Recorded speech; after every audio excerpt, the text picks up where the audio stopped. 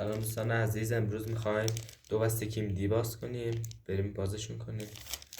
اول پک چمز،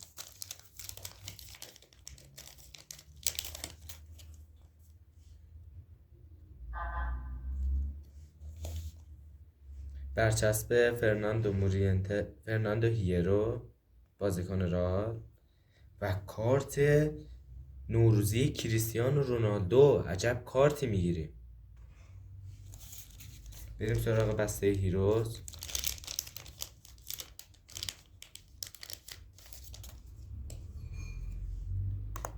مینی فیگور و پایه، برچسب ادواردو کاماوینگا، برچسب تو هرناندز،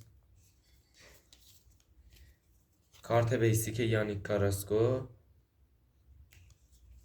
برچسب مینی فیگور یانیک کاراسکو و یک کارت فوق‌العاده، کارت رویال از کشور نروژ، مارتین اودگارد. خیلی ممنون که مشاهده کردید.